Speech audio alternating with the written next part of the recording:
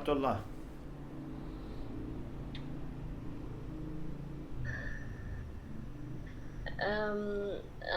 A very quick question to ask: if in Jannah, are we going to be in a physical form or in a soul form? Is Both. it a ruh or is it badan? We believe that resurrection is corporeal, jismani. So we believe that in heaven we will have body and soul. But then there is discussion among philosophers, because philosophers have difficulty in understanding body as eternal object. So they believe in physical body because of the Quran and Hadith, but then they have to explain it. For example, Mullah Sadr says that body is a lighter body, it's not the same body as body in dunya, because maybe this body in dunya, cannot last millions of years. That would be a different body, or some of the things that this body is exposed to or suffers from, the heavenly body may not be like this. You don't need to go to washroom, for example, in toilet, to have toilet, for example, there. So we have body, but it can be lighter body. Plus, the main thing is not the body. The main thing is the soul. So although the Quran talks about things like foods and fruits and drinks and trees, etc., but these are not the main things.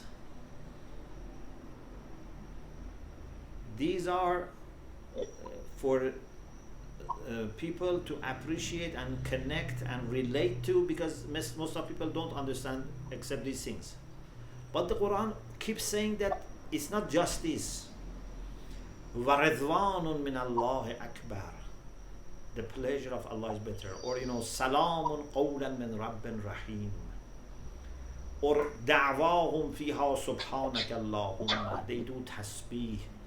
They enjoy tasbih more than anything else. Or for example, about being in company of other mu'mineen. This is not a physical pleasure. This is an intellectual, a spiritual pleasure that you enjoy from companionship of good people.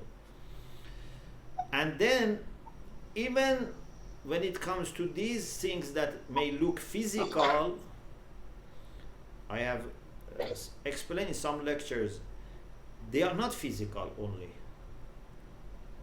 When you eat a fruit of heaven, it's not like eating a fruit in dunya.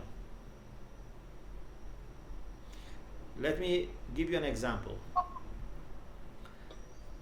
If there is a garden that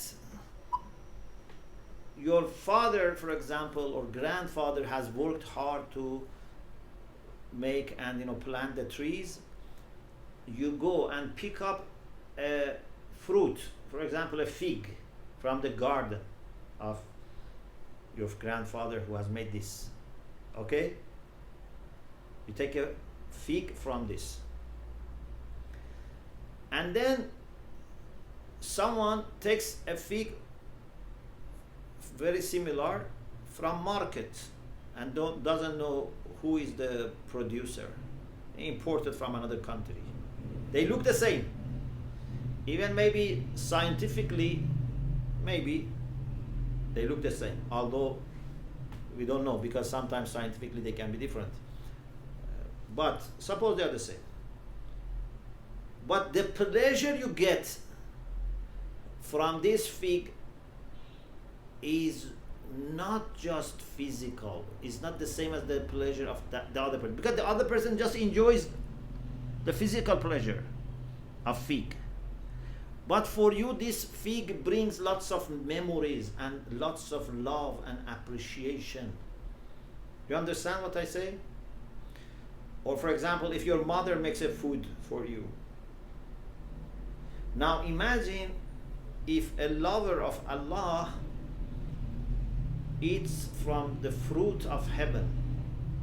which Allah has provided him with. Does he just enjoy the fruit, or he enjoys more the connection with Allah subhanahu wa ta'ala? Even looking at that fruit is much more pleasing than eating tens of fruits of dunya. Just looking at that is not comparable.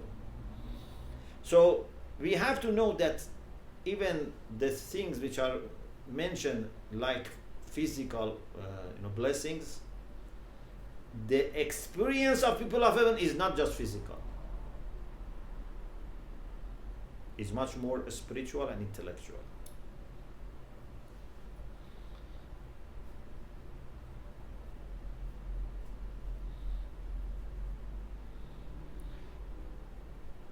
Very similar, for example, also to niyaz.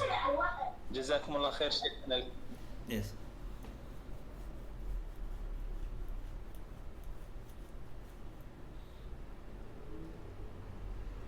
Yes.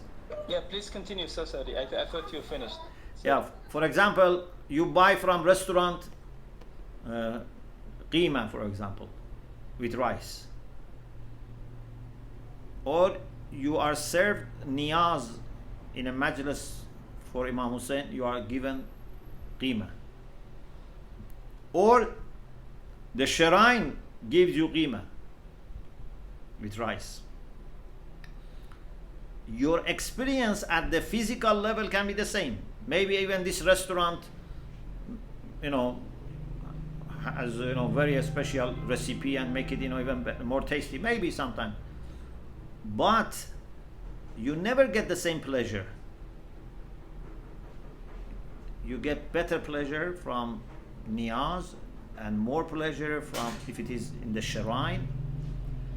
And now imagine if Imam Hussein himself was handing to you this food, what pleasure you get. And if Allah gives you the food, what pleasure you get. Even in dunya, mu'mineen, because they receive everything from Allah subhanahu wa ta'ala, when they eat the same food that we eat, they get different level of pleasure. For us to receive it from Allah, we need to go to heaven, and it has to be a special environment. Everyone says, this is coming from Allah. Then we understand. Awliyaullah, even in dunya, when they eat, they receive it from God.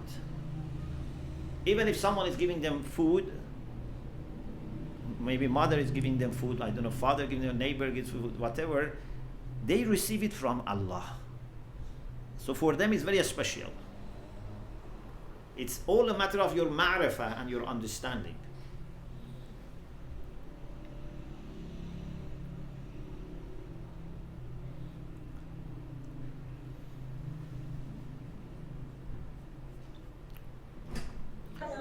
اللهم صل على محمد وآل محمد. This was very, very powerful. Alhamdulillah.